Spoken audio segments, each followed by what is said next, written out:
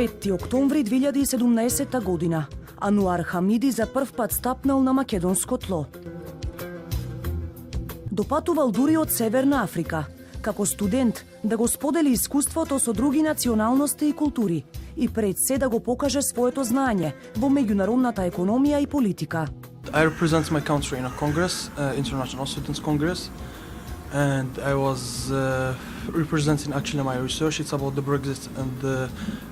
Brexit and their economic influence. Но набрзо, малата екскурзија се претвора во вистински пекол, кога сваќа дека назад не смее да се врати. Во својата татковина е прогласен за криминалец, откако јавноста дознава дека е во љубовна врска со момче. In my country, of course, as everyone knows, as the most of the Arabian countries, that it's dangerous for LGBT people. And to be an LGBT and open in the same time, it's actually a criminal act. So we have that in the criminal law, and it's a jail actually from a year to 10 years, something like that. На 22 години се наоѓа себе си целосно сам во Скопје. Неговото семејство не го прифаќа, ниту неговите арапски цимери, со кои во првите денови ја дели киријата. Бегајќи од константното насилство, спас бара на улицата, која пак го довела до шелтер центарот за ЛГБТ лицата. Таму вели го нашол своето второ семејство, со кое на момент заборава колку му недостига неговиот дом. Well, I'm still in touch with my mom actually, and sometimes my sister, but that's all. But that doesn't mean that they accept me. Just the way how I'm behaving, and they should accept me, of course, because they were proud of me in my past. And they should be proud of me right now, because it's being gay. It's not about.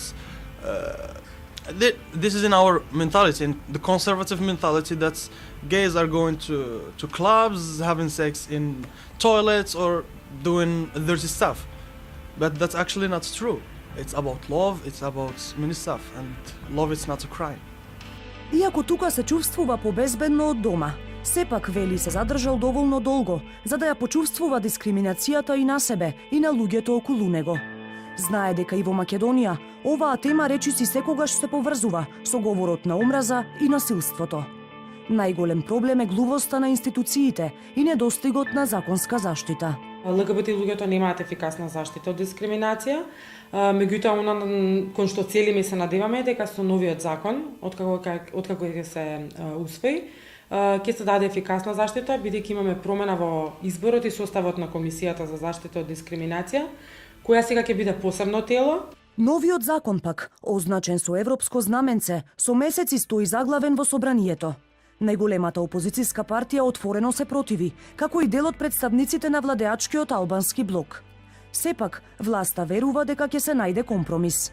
Јас сум сигурен дека претениците во најскоро можно време ќе ги преземат своите деловнички можности со цел да го спречат блокирањето на евроинтеграцијските процеси на нашата држава, и уште позначајно да обезбедат еднаква заштита од дискриминација за сите своји граѓани. Ануар можеби никогаш нема да се врати во родната земја, но верува дека еден ден и таму, но и тука ќе има промени. Because gay person or lesbian or part of LGBTs can be everyone.